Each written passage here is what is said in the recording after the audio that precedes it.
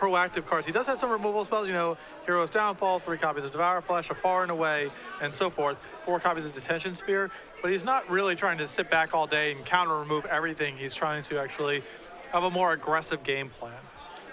Okay, yeah, and so next to that, it looks like there are a certain number of control cards too. He's also running Downfalls, Devour Fleshes, Jaces, so a lot of things you'd expect. Interesting, so it's like a hybrid between Esper Control and the Esper Humans deck almost. So we see Gerard has won the die roll, he's on the play. Turn 1, a Temple of Silence, and he'll pass back the turn. Yeah, he's playing against Kenny Mayer, who is on black-white control. It's the mid-rangey, it's basically like the mono-black Devotion deck, but it's playing less creatures and more Haymaker-style cards. Yep, we saw this deck have a lot of success in the Orlando Open, where 2 copies were in the top 8, and one of the decks lost in the finals to Mono Blue Devotion. All right, so turn 2 Pack Rat for Gerard will not be successful. Kenny will immediately Devour Flesh the Pack Rat. Especially in these Pack Rat mirrors, having the turn 2 answer to Pack Rat is so important. Yeah, and the black-white deck is chock full of them. It plays Devour Flesh alongside, most decks play a couple copies of Last Breath in the main deck, which Kenny has 2 of. He also has 2 copies of Ultimate Price. All right, so attack by 2 from Gerard puts Kenny down to 18. He plays a Temple and passes back.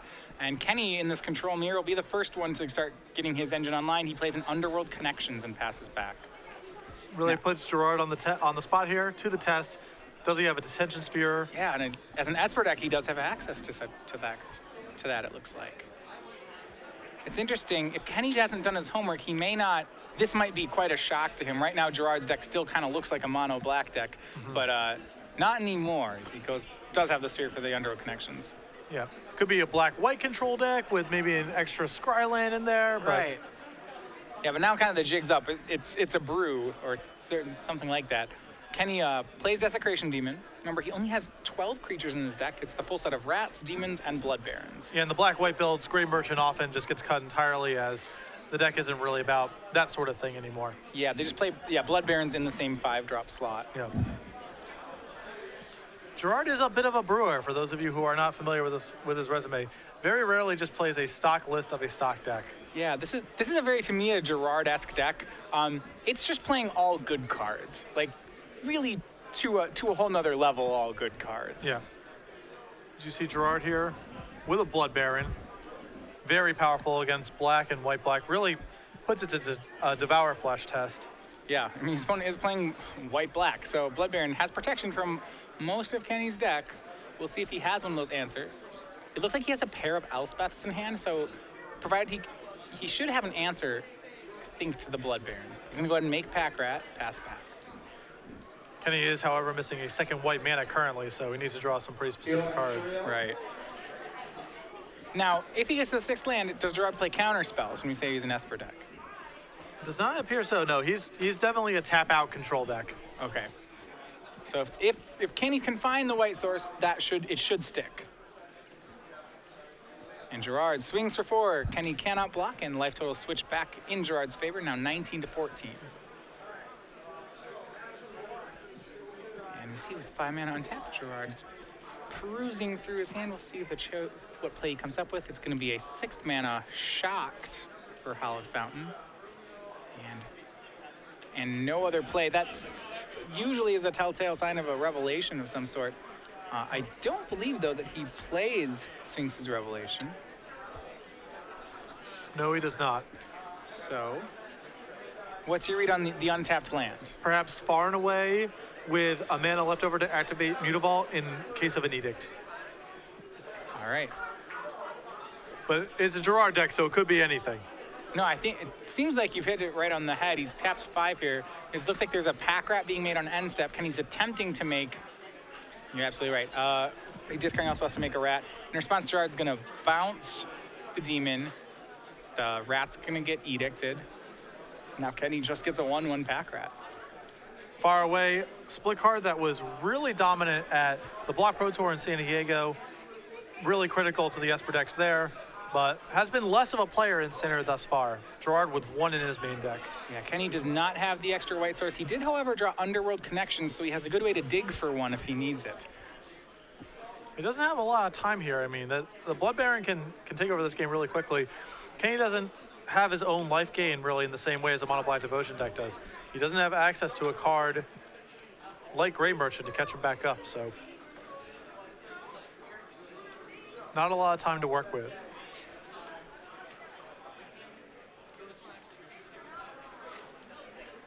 And Gerard's weird mixture of stuff so far really working out for him. Yeah, so right now, he does have the Blood Baron in play. He's left up the 1 mana to activate Mutavault. And no swing by Kenny with the Pack Rat. And he doesn't play Underworld Connections either. So he looks like he has a Hero's Downfall in hand. He's gonna... And what's your read? Do you have a read on it? What is, there was no attack that turn. Just Blood Baron's gonna attack. So Kenny's holding up Downfall mana.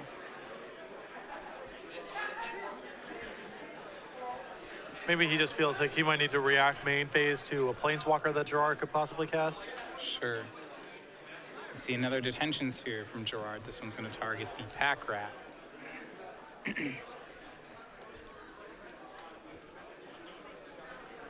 Now 2 Mutavaults in play for Gerard. And that'll get rid of the Rat. And Gerard's done a really nice job of, pacing this game. He's left his Mutavault mana up to protect himself against a potential Devour Flesh. And with his Mutavaults in play, he also has protection even if Elspeth is the play, as Gerard can just immediately get it off the table. Right. All right, another land run for Kenny, but it is not the white source he needs. He is running out of time. I wonder if we're going to see him try to find that white source. Over these last couple weeks of coverage, we've seen Blood Baron do a lot of damage to Mono Black and similar decks. Yeah, it certainly has become one of the go-to cards for, Black-White control, for Esper, for the Esper Humans deck as well.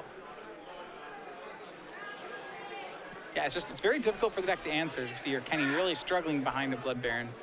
He is going to go, looks like, he's going to tap 4. He's going to be recasting Desecration Demon, and then land and passing back the turn. So he seems unconcerned with landing Underworld Connections right now. But I don't know what his game plan is for dealing with Blood Baron. Right now, Kenny's down to 6, Gerard is up to 25.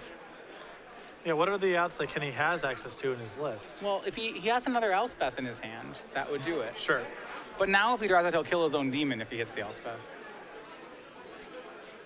And now Gerard, Jace into Hero's Downfall, Godless Shrine, and Master of Waves. If there is a more Gerard Jace minus than flipping over Godless Shrine and Master of Waves, I don't know what it is. So he has a choice now between Downfall and the Shrine Master. And he's going to go ahead and take the Hero's Downfall. He's pretty content with the threats he has right now. Doesn't really need another one. Yeah, and Master actually had Devotion 4 there. He still opted not to play it. Well, the Black-White deck has so much removal for Master Waves. Sure, it's really, you just can't count on it. Kenny's got a lot of cards in his hand. It's pretty easy to imagine him having a removal spell for something like Master. So Kenny's draw for the turn was Thoughtseize. Can't really do that, though, as it'll put him down to 4 life, which will make the Blood Baron attack lethal next turn. He still has Elspeth and Underworld Connections. And we'll see what he chooses to do here. He's going to push his demon over to the side. We'll see, he can take out the Jace this turn, which he probably will want to do. Yeah, Gerard's debating if he wants to use the Downfall here or not. My guess would be he does. Trading a Downfall for another Jace activation seems like a pretty decent trade for him. Well, I think that, Gerard's in no rush to act. If Kenny actually attacks, then he can go ahead and use the Hero's Downfall. And if not, then there's no reason to do it just yet. Right. And Gerard's going to do Kenny's going to do nothing. That passes back to Gerard, and he just gets he gets another Jace activation. So it'll be a Temple, a Thoughtseize, and a Detention Sphere. That Thoughtseize will take away Kenny's out if Gerard takes the card. So Gerard quickly up a game on the back of Blood Baron, as we've seen several times over the last month or so, as we move into the sideboarded games here. Gerard's list has a Hero's Downfall, an Obsidat, an Archangel Thune, a Jace Memory Adept, an Elspeth, 2 Glare of Heresies, 2 Doomblades, 2 Supreme Verdicts, 2 Domestications, and 2 Gainsays. That is so many different mana symbols. Okay, where do we start here? All right. I think he's probably just wants additional power, right? Right. Another Hero's Downfall to check large threats and possibly Planeswalkers. Elspeth for a similar reason. I think Jace Memory Adept is a very potential haymaker in this matchup. A lot of the times that, these decks are going to play against each other, we're going to have removal bouncing off one another. It's going to be hard for someone to really make forward progress. Even the Planeswalkers are pretty easily answerable, their outputs. With Jace, you just plus it. I don't even know if you'd zero it in the matchup, but it's a good card advantage engine. It's another card that it demands an answer, which is probably what you want your cards to be doing. Yeah, a lot of Gerard's deck appears to be just individually relevant cards. That's his plan for a lot of matchups. And so I suspect we're just going to see, maybe he doesn't want something like Master of Waves in this matchup because the black-white control deck has access to so many efficient ways to kill it. He'll take those out of the deck and bring in things like Elspeth and Jace and cards that are harder to answer and a little bit better in a grindier game. Right, I also like Glare of Heresy in the board. It actually seems like it's a premium removal spell. Well, it's a way for him to deal with Blood Baron. I don't know how many ways he actually can answer Blood Baron right now. Kenny didn't play one, but Kenny's playing a pretty known list. And I think he'd have to imagine that something that's good against Elspeth and Blood Baron could reasonable to assume that they would have it somewhere in the 75. Gerard has 3 copies of Devour, Flesh, and Far Away in his main deck that are good answers to Blood Baron, but, extra stuff can't hurt. Yeah, so if you go over to Kenny's board, traditionally he'd board in something like Obsidat against a control deck. Gerard's actually fairly well positioned against Obsidat because of he said the Faraways in his deck. Nonetheless, I imagine Kenny will board those in. He also does have Glare of Heresy of his own that can hit Detention Spheres if he wants to. Sorry, Glare can't actually hit the Blood Baron in Kenny's deck, but it does hit the Elspeth. So you could see, it's really hard. Both of them have the same kind of decks. It just seems like Gerard's a little bit greedier. Like they're playing the same strategy. Yeah. He's added blue to a black-white control deck. Right. Basically. But yeah, I would anticipate the 4 dresses coming in and then some of, like you said, some of the additional removal. If you're just joining us, we're in the middle of round 6 of the Standard Open here in Baltimore. I'm Patrick Sullivan with Matthias Hunt. On your right, you'll see Gerard Fabiano, who is quickly up a game with his Esper Devotion, not really control deck, a board presence deck. I'm not really sure exactly how you want it. It'd be hard to call it. You can tell, I almost say it's mid-range still. It's just playing powerful cards. Maybe you can call it board control, board presence. Yeah. It's hard to categorize. It's very trade binder-esque. It's a very Gerard brew if you're familiar with his work. He plays a lot of proactive control decks. The legacy deck he did the most amount of brewing with was definitely Team Italia, which is a 3-color, random good stuff, attrition, mid-rangey deck. I mean, there's a pretty specific formula for the way that Gerard likes to build his decks. A lot of card advantage, a lot of individually impactful cards, pretty greedy mana. These all typify what I think of when I think of the brews that he generally builds. Yeah, but post-board, I have to imagine the matchup just gets better for Gerard. Looking at what each player has, it just seems like he has more tools available to him, like they're doing the same thing. The card I do like in Kenny's deck is Underworld Connections. I think that's the strength that he has that Gerard does not. Yeah. If he can land a Connections and it's uncontested, he can draw more. He can outdraw Gerard, and that should be good enough. Yeah, these matchups are a lot about card advantage first. And then secondly, are you able to stick random threats that the other person can't stop? Things like Blood Baron, things like Obsidat, things like Elspeth. Right. All right, Kenny on the play this game. Looks like he is shipping back immediately. Let's see whether or not Gerard is going to keep. Gerard's probably keeping, even without looking at his hand, right? Gerard has historically been loath to mulligan, to put it mildly. And he keeps on 7. I believe that he was if not the creator, certainly the inspiration for the 6 Forest Dawn Elemental I'd rather lose than mulligan meme that circulated around the internet a few years back. All right, Kenny down to 6. So what about Pack Rat in this matchup? Can Kenny actually? Is Pack Rat a card he wants? Can he Pack Rat here? It seems like Gerard has so many answers for it. It might be different when it's backed up with discard. And, Gerard's got good answers to Pack Rat both on turn 2, and he also has the Detention Sphere to clean it up if it got out of control. But I think that when you have Thoughtseize coupled with Duress, you might get some random games where you just open a hole in Gerard's hand and can win with Pack Rat. All right, both players start out on tapped black-white lands. Gerard scries 1, Kenny's does not. They both end up doing the same rules. Gerard keeps the card on top.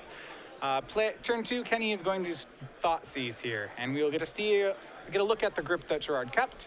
It is land heavy and has 4 more lands in it. One of them is the MTG-Vault. The business spells are Jace, Elspeth, and Detention Sphere.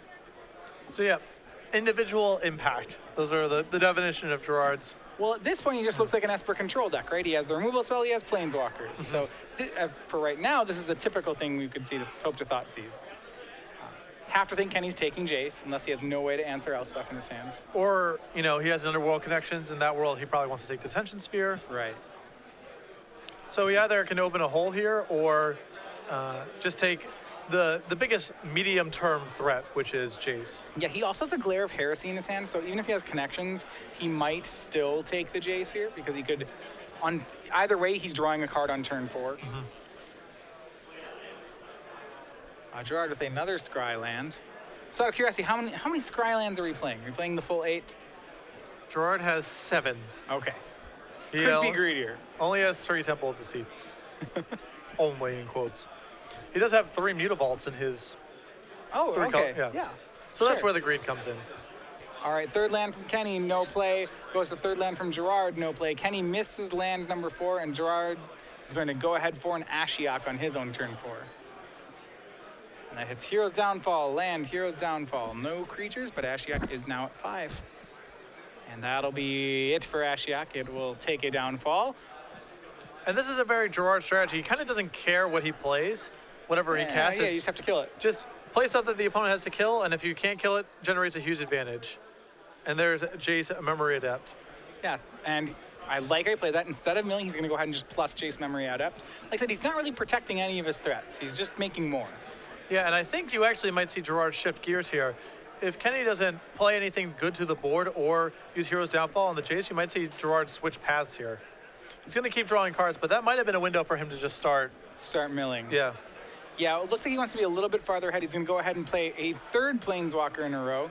This is Elspeth. I like right now, if you look at Gerard's board plus graveyard, it's really quite lovely. You have 4 different Planeswalkers going on. Glare is a sorcery. Glare is a sorcery, yeah. But that will happen. Right. Just a preview of things to come. Yeah, so now he goes and glares the Elspeth. Elspeth did damage, it made 3 tokens, and Jace is still ticking up. Gerard ticks it up Jace again. I think he's going to draw 20. I wonder if he'll draw. That would be pretty nice. I haven't seen that activated in about a year, that someone has done a draw 20 on Jace. Well, if there's going to be any game, I mean, it looks like the coast is pretty clear in this one. Yeah, he's going to go ahead and Thoughtseize Kenny. And he has 2 Devour Fleshes, Blood Baron, Ultimate Price, and Elspeth. Yeah, and this is a lot of removal, and it wouldn't surprise me if Gerard's converted his deck in such a way where he doesn't have that many creatures left. He takes Ultimate Price with the Thoughtseize, and that's because his follow play is Archangel of Thune. So another mythic. Yeah. That is the 5th different mythic played this game. Gerard is certainly not building on a budget, that's for sure. No, I really feel like it's just like you took a trade binder and emptied it into sleeves. You're like, oh, these cards are all really good. Interestingly enough, I played in a Pro Tour where my deck got stolen the night before, and I had to build a deck out of Gerard's binder. So this is not uncharted territory. Did it look like this? It might as well have been. And you see in the concession here, Gerard Fabiano with Esper Nonsense quickly dispatches of Kenny Mayer 2-0. He'll be advancing to 5-1.